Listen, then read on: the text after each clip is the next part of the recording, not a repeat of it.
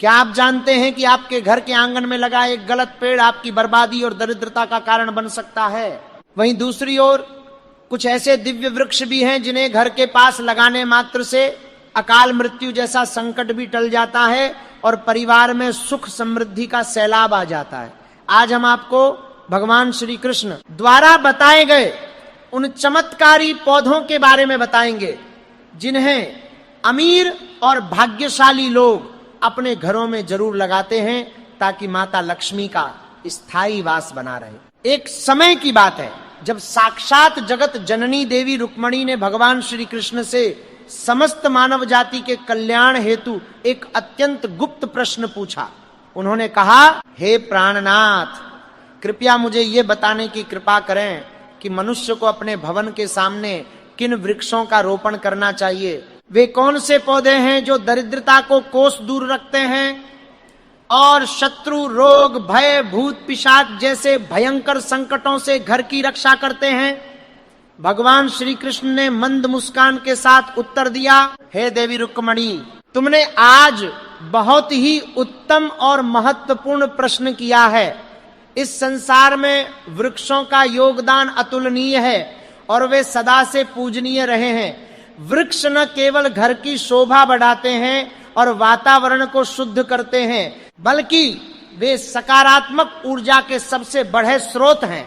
भवन के सामने सही वृक्ष का होना किसी देवता के पहरे के समान होता है जो हर प्रकार के वास्तु दोष को नष्ट कर देता है। भगवान आगे कहते हैं, देवी, कौन से पौधे शुभ हैं और कौन से अशुभ, इसे समझने के लिए मैं तुम्हें एक प्राचीन कथा सुनाता हूं। जो भी मनुष्य इस कथा का श्रवण करता है उसके जन्म जन्मांतर के पाप कट जाते हैं और जीवन से दरिद्रता का नाश होता है। तब देवी रुक्मणी ने अत्यंत श्रद्धा के साथ कहा, हे प्रभु, मैं इस कथा को पूरे ध्यान से सुनूंगी, कृपया विस्तार से कहें। इसके बाद भगवान श्री कृष्ण ने मध्य देश के एक वैश्य गोपाल और उसकी पत्नी सुमित्रा की कहानी सुनाई, जिन्होंने अनजाने में अपने आंगन में अशुभ वृक्ष लगा दिए थे। उन वृक्षों के नकारात्मक प्रभाव से उनका फलता फूलता व्यापार डूब गया, घर में कलेश बढ़ने लगा और वे दाने दाने को मोहताज हो गए। अंत में स्वयं भगवान विष्णु ने साधु का रूप धरकर उनके घर जाकर उन्हें सही ज्ञान दिया कि कैसे गलत वृक्षों को हटाकर पीपल, आंवला, अशोक, नीम और बेल जैसे शुभ पौधों को लगाने से जीवन फिर से खुशहाल हो सकता है। यदि आप भी अपने जीवन से संकटों को मिटाना चाहते हैं तो इस ज्ञान को अंत तक जरूर समझें। भगवान श्री कृष्ण मुस्कुराते हुए कहते हैं, देवी रुक्मणी, तुमने आज समस्त मानव जाति के कल्याण के उद्देश्य से अत्यंत महत्वपूर्ण प्रश्न किया है। इस संसार में वृक्षों का बहुत बड़ा योगदान है, वृक्ष सदा ही पूजनीय हैं, किंतु आज तुमने उचित ही प्रश्न किया है कि भवन के सामने कुछ खास वृक्षों को लगाना बहुत ही शुभ फल प्रदान करता है। वृक्ष तथा पौधे घर की सुंदरता को बढ़ाते हैं, साथ ही ये वातावरण को शुद्ध रखते हैं। वृक्षों से सकारात्मक ऊर्जा का संचार होता है जो मनुष्य के जीवन के लिए अत्यंत आवश्यक है। वृक्ष नकारात्मकता को कम करके वातावरण को अधिक सकारात्मक बनाने का कार्य करते हैं। घर के सामने पेड़ पौधे लगाने से घर में सुख समृद्धि आती है, साथ ही ये पेड़ पौधे कई प्रकार के वास्तु दोषों को नष्ट करते हैं। घर के आंगन में खड़े वृक्ष देवताओं के समान घर की रक्षा करते हैं।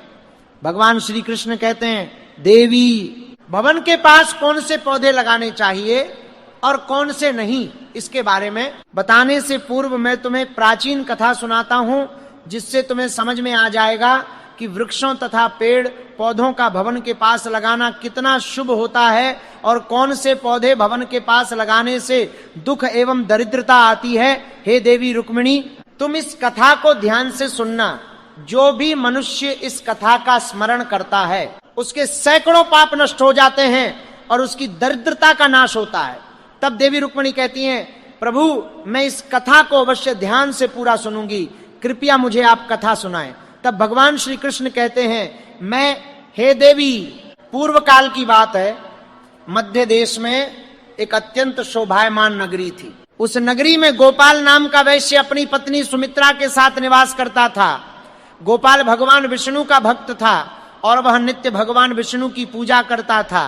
गोपाल की पत्नी सुमित्रा भी गृह कार्य में दक्ष थी, घर में धन धान्य की कोई कमी नहीं थी, भगवान की कृपा से उसके पास सब कुछ था। इस प्रकार से अनेक दिन बीतने के पश्चात गोपाल की जो पत्नी थी जिसका नाम सुमित्रा था, उसने अपने आंगन में कुछ वृक्षों का रोपण किया और नित्य उन वृक्षों को जल चढ़ाकर उनकी सेवा करने लगी। सुमित्रा को वृक्षारोपण का ज्ञान नहीं था। भारती की बीतने के पश्चात की बासी को उसे जो वृक्ष प्रिय लगे उन्हीं वृक्षों का रोपण उसने किया।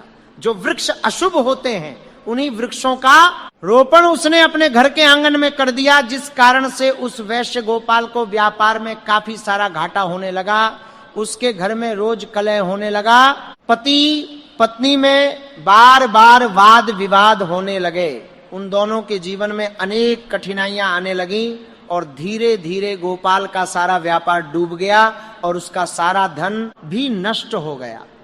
अब गोपाल के पास अनाज भी खरीदने के लिए पैसे नहीं थे, वे भूखे ही रहने लगे, जिससे क्रोधित होकर उसकी पत्नी भी गुस्सा करने लगी। वह अपने पति को कोई काम करने के लिए कहती, जा भी।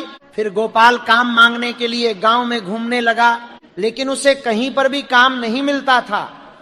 उसने आकर अपनी पत्नी से कहा, हे प्रिय, मुझे तो कोई भी काम नहीं दे रहा है, अब मैं कहां पर काम खोजने जाऊं। दोनों ही पूरी तरह से उदास हो गए थे, दोनों के पास कोई काम शुरू करने के लिए कुछ नहीं था। गोपाल ने अपनी पत्नी के सारे गहने भी बेच डाले और जो कुछ भी धन मिला उसी से पेट भर लिया। इस प्रकार अशुभ वृक्ष लगाने के कारण दोनों के ही जीवन में घोर दरिद्रता और संकट आने लगे, किंतु वे दोनों ही इस बात को नहीं जानते थे। भगवान विष्णु और देवी लक्ष्मी बैकुंठ लोक से अपने भक्तों की इस दुर्दशा को देख रहे थे। तब देवी लक्ष्मी ने भगवान विष्णु से कहा, हे प्रभु, क्या आप अपने भक्तों की सहायता नहीं करेंगे?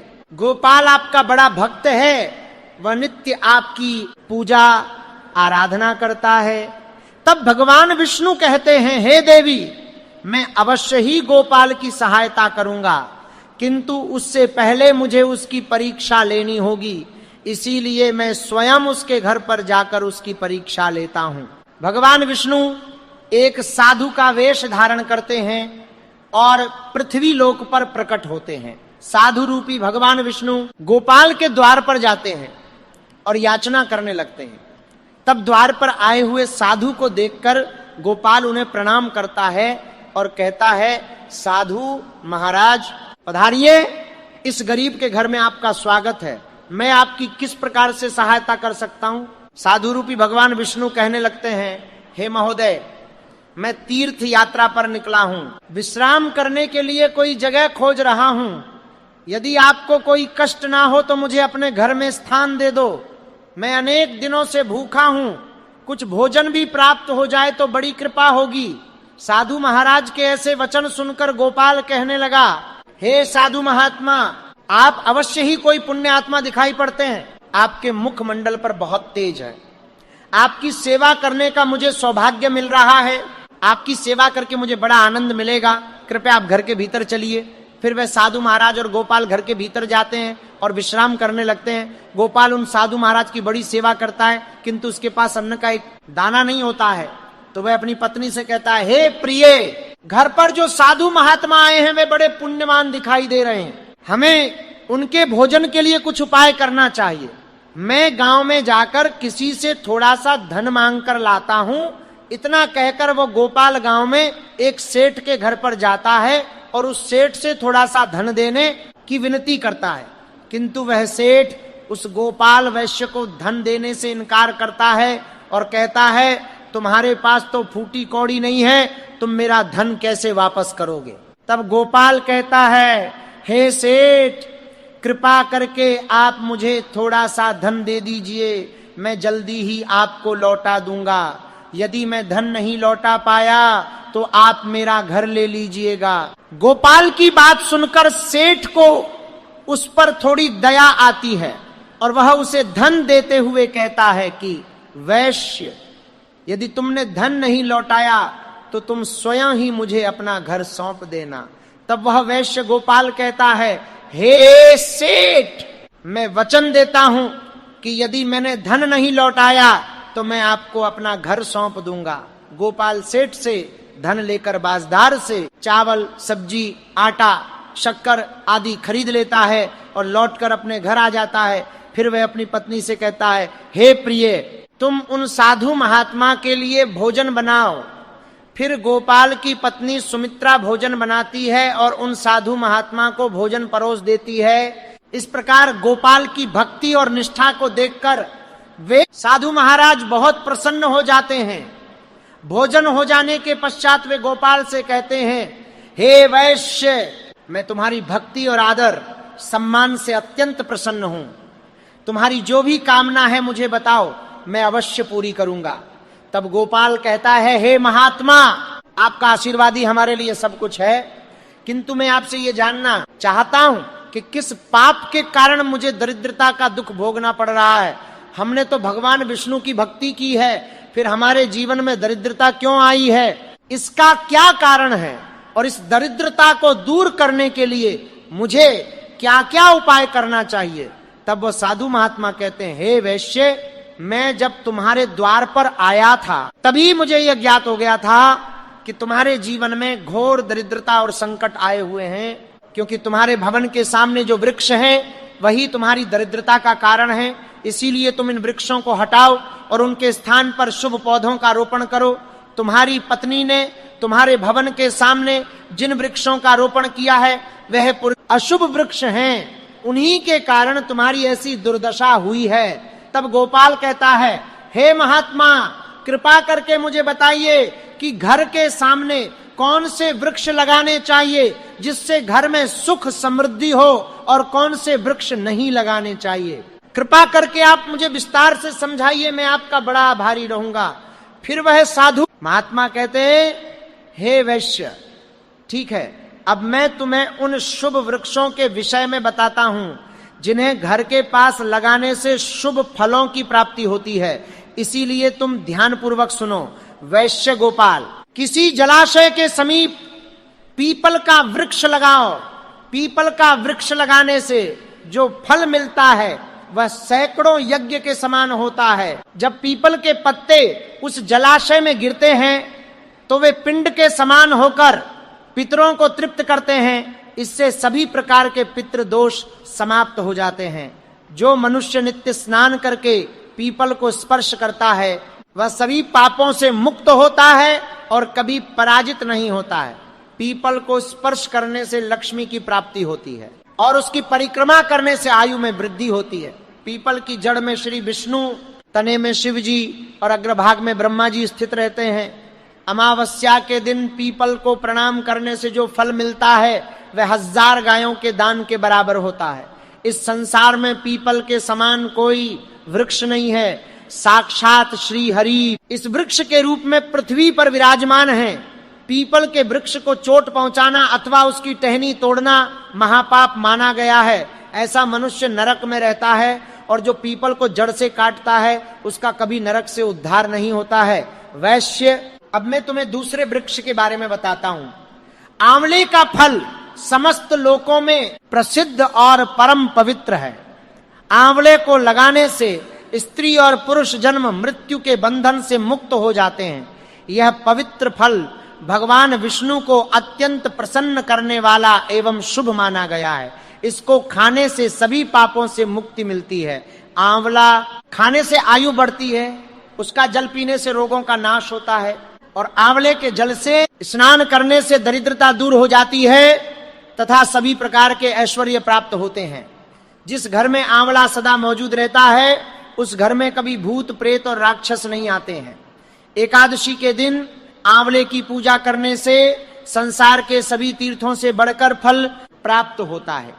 जिस व्यक्ति के घर के पास आंवले का वृक्ष होता है वहां साक्षात लक्ष्मी नारायण निवास करते हैं। तीसरा है अशोक का वृक्ष। अशोक के वृक्ष में अप्सराओं का निवास होता है। यह वृक्ष शोक का नाश करने वाला तथा निराशा को समाप्त करने वाला होता है। इस वृक्ष को घर के पास लगाने से घर में सुख शांति बनी रहती है। अशोक का वृक्ष शीतलता और यौवन प्रदान करने वाला होता है। देवी लक्ष्मी ने जब सीता के रूप में अवतार लिया था, तब रावण द्वारा अपहरण के बाद उनका आवास अशोक वाटिका में था। अशोक के वृक्ष ने मां सीता की बहुत सेवा की थी, इसीलिए मां सीता ने अशोक वृक्ष को यह वरदान दिया था कि जिस भी स्थान पर यह वृक्ष होगा वहां उनका सदैव ही निवास होगा। चौथा है पाकर का वृक्ष। प्रत्येक मनुष्य को पाकर का वृक्ष अवश्य लगाना चाहिए। यह वृक्ष लगाने से जो फल मिलता है वह महान यज्ञ के समान होता है।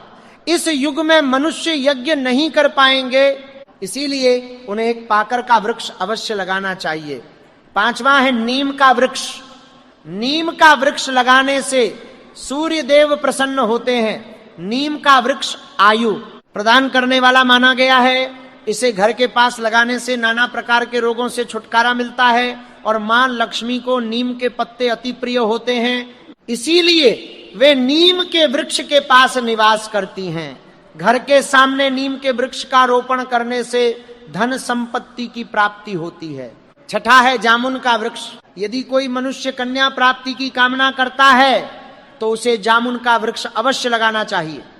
जिस मनुष्य के घर के सामने जामुन का वृक्ष होता है उसके घर में कन्या का जन्म होता है, जो कुल का गौरव बढ़ाती है। सातवां है बेल का वृक्ष। बेल के वृक्ष में भगवान शिव और देवी पार्वती का निवास है, इसीलिए अगर बेल के वृक्ष के पास गुलाब का पौधा लगाया जाए तो शिव पार्वती का आशीर्वाद प्राप्त होता है। उस घर में कभी दुख और दरिद्रता नहीं आती है, उस घर में कभी अकाल मृत्यु नहीं होती और कोई स्त्री विधवा नहीं बनती है। आठवां है नारियल का पेड़। नारियल का पेड़ लगाने से पुरुष अनेक गुणवान संतान का पिता बनता है। नारियल किसी भी धार्मिक अनुष्ठान का आवश्यक अंग होता है, यह अत्यंत शुभ माना जाता है। कुंद और मोगरे के पेड़ में गंधर्व निवास करते हैं, इसीलिए इस पौधे का रोपण अपने घर के पास करने से कार्यों में सिद्धि और शुभ फलों की प्राप्ति होती है। खासकर कला के क्षेत्र में काम करने वाले लोगों को यह पौधा अवश्य लगाना। यदि किसी मनुष्य को चोर और लुटेरों का भय सता रहा है तो उसे अपने घर के पास कीकर का वृक्ष जरूर लगाना चाहिए। यह वृक्ष चोर और लुटेरों को भयभीत करता है और घर की रक्षा करता है। फलों के वृक्ष पुण्य और लक्ष्मी प्रदान करते हैं। इन वृक्षों का रोपण करने से दुख और दरिद्रता समाप्त हो जाती है। घर की उत्तर दिशा में 5 पंखुड़ी वाला चंपा का पौधा लगाया जाए तो धन में वृद्धि होती है। केले का पेड़ भी बहुत शुभ होता है और ये घर में सुख, समृद्धि और खुशहाली लाता है। केले के पेड़ में भगवान विष्णु का वास होता है, इसलिए घर में केले का पेड़ होने से घर में धन की कमी नहीं होती है। हर श्रृंगार के पौधे को पारिजात भी कहा जाता है। इस पौधे की उत्पत्ति समुद्र मंथन के समय हुई थी और देवी लक्ष्मी भी समुद्र मंथन से ही प्रकट हुई थी, इसीलिए पारिजात के पौधे का बहुत अधिक महत्व है। यदि इस पौधे को अपने घर पर लगाते हैं तो आपको मां लक्ष्मी की विशेष कृपा प्राप्त होगी। घर के आंगन में नारियल का पेड़ होने से उस घर में हमेशा शुभता बनी रहती है और उस घर के सदस्यों का समाज में बहुत मान सम्मान होता है। सुंदर पत्नी की कामना करने वाले मनुष्य को अनार का वृक्ष लगाना चाहिए। जो मनुष्य सुंदर, सुशील और सौभाग्यशाली पत्नी की कामना करता है उसे अपने घर के आंगन में या पास में अनार का वृक्ष अवश्य लगाना चाहिए। अनार का वृक्ष न केवल स्वास्थ्यवर्धक फल प्रदान करता है बल्कि इसे शुभता और सौंदर्य का प्रतीक माना गया है। अनार का वृक्ष अपने लाल फूलों और फलों के कारण सकारात्मक ऊर्जा का संचार करता है। इस वृक्ष को देवी लक्ष्मी का प्रतीक भी माना गया है और इसकी उपस्थिति घर में धन, समृद्धि और पारिवारिक सौहार्द को बढ़ाती है। अनार के फल का सेवन करने से शरीर स्वस्थ और कांतिमय होता है। पलाश का पेड़ ब्रह्म तेज प्रदान करता है, इसीलिए इसका रोपण अवश्य करना चाहिए। पलाश को धर्म का वृक्ष कहा जाता है। इसे भगवान ब्रह्मा और अग्नि का प्रतीक माना गया है। इसके लाल फूल ऊर्जा, शक्ति और उत्साह के प्रतीक हैं। पलाश का वृक्ष व्यक्ति को आध्यात्मिक उन्नति प्रदान करता है। यह साधना और तपस्या में सहायता करता है और व्यक्ति के भीतर ब्रह्मा ऊर्जा का प्रवाह बढ़ाता है। पलाश की लकड़ी और पत्ते यज्ञ और पूजा में उपयोग किए जाते हैं। इनसे निर्मित संविधा अग्नि को प्रज्वलित करती है और वातावरण को पवित्र बनाती है। वंश वृद्धि और संतान प्राप्ति की कामना करने वाले मनुष्य को अशोक का वृक्ष अवश्य लगाना चाहिए। अगर मनुष्य किसी बीमारी से पीड़ित है तो उसे सहजन का वृक्ष लगाना चाहिए। सहजन का वृक्ष लगाने से बड़े बड़े रोग नष्ट हो जाते हैं। ये वृक्ष आरोग्य प्रदान करने वाला होता है। अब हम आपको बताते हैं कि कौन से वृक्ष घर के सामने नहीं लगाने चाहिए। पहला है मरुस्थलीय पौधे। मरुस्थलीय पौधों के कांटे उनके आसपास नकारात्मक ऊर्जा का संचार करते हैं। ये पौधे घर में मानसिक तनाव, झगड़े और अशांति का कारण बन सकते हैं। घर के भीतर कांटेदार पौधों का रोपण वास्तु दोष उत्पन्न करता है। इससे घर के सदस्यों को आर्थिक तंगी, स्वास्थ्य समस्याएं और पारिवारिक कलह का सामना करना पड़ सकता है। मनुष्य को कभी भी ताड़ का वृक्ष नहीं लगाना चाहिए, तो रातों तरके ताड़ का वृक्ष संतान का नाश करने वाला होता है। जिस घर के पास ताड़ का वृक्ष होता है उस घर की संतानों की कभी उन्नति नहीं होती है। मनुष्य को कभी भी अपने घर के पास बहेड़ा का वृक्ष नहीं लगाना चाहिए। इस वृक्ष पर भूत का वास होता है। जो मनुष्य बहेड़ा का वृक्ष लगाता है वह भूत बन जाता है। इसके नीचे बैठकर कभी पूजा पाठ भी नहीं करना चाहिए। घर में कभी भी ऐसे पौधे नहीं लगाने चाहिए जिनको काटने या तोड़ने पर दूध निकलता हो।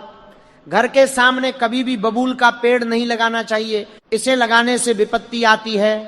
घर के सामने बेर का वृक्ष भी नहीं लगाना चाहिए, इसे लगाने से नकारात्मकता बढ़ती है, धन का नाश होता है और संकट आते हैं। घर के अत्यंत समीप आम का वृक्ष भी नहीं लगाना चाहिए। इस वृक्ष की छाया घर पर पड़ना अशुभ फल प्रदान करता है, अतः इस वृक्ष को घर से दूर लगाना चाहिए। किसी भी मनुष्य को अपने घर के सामने पपीते का वृक्ष नहीं लगाना चाहिए। इस वृक्ष को लगाने से धन का नाश होता है और दरिद्रता आती है। अगर पीपल का वृक्ष भवन की पूर्व दिशा में हो तो घर में निर्धनता आ सकती है। वृक्ष घर की पश्चिम दिशा में हो तो घर में शोक का वातावरण रहता है। दक्षिण दिशा में तुलसी का पौधा हो तो संतान को पीड़ा सहन करनी पड़ती है। किसी भी मृत वृक्ष की छाया घर पर पड़ती है तो यह मृत्यु सूचक होती है। मृत वृक्ष को तुरंत उखाड़ देना चाहिए। मरुस्थलीय पौधे कठोर और सूखे वातावरण में पनपते हैं। इन पौधों में कांटे और मोटे तने होते हैं जो नमी और जल को संचित करने के लिए अनुकूल होते हैं, लेकिन इनकी प्रकृति घर के भीतर या आंगन में शुभ नहीं मानी जाती। साधु महाराज उस गोपाल वैश्य से कहते हैं, वैश्य गोपाल, मैंने तुम्हें इन सभी शुभ और अशुभ वृक्षों के विषय में बता दिया है, इसीलिए तुम इन वृक्षों का रोपण करो और भगवान की कृपा प्राप्त करो। गोपाल कहता है, हे महात्मा, आपने आज मुझे उत्तम ज्ञान दिया है, मैं आपका धन्यवाद करता हूँ। फिर साधु रूपी भगवान विष्णु गोपाल को आशीर्वाद देकर उस स्थान से अंतर्ध्यान हो जाते हैं। साधु महात्मा को अचानक अदृश्य हुआ देखकर गोपाल और उनकी पत्नी को आश्चर्य होता है। फिर उन्हें समझ में आ जाता है कि साक्षात भगवान विष्णु ही उनके घर पर आए थे। फिर गोपाल उन साधु महात्मा के कहे अनुसार अपने घर के सामने अनेक शुभ वृक्षों का रोपण करता है, जिससे अचानक ही उसे बहुत सारा धन प्राप्त होता है और उसकी दरिद्रता दूर हो जाती है। गोपाल और उसकी पत्नी भगवान विष्णु का धन्यवाद करने लगते हैं। भगवान श्री कृष्ण कहते हैं, हे देवी रुक्मणी, इस प्रकार से मैंने तुम्हें शुभ और अशुभ दोनों प्रकार के वृक्षों के बारे में बताया है। अब तुम भी जाकर अपने भवन के पास इन वृक्षों का रोपण करो। दोस्तों, इस प्रकार से भगवान श्री कृष्ण ने भवन के पास लगाए जाने वाले शुभ और अशुभ वृक्षों के बारे में बताया है।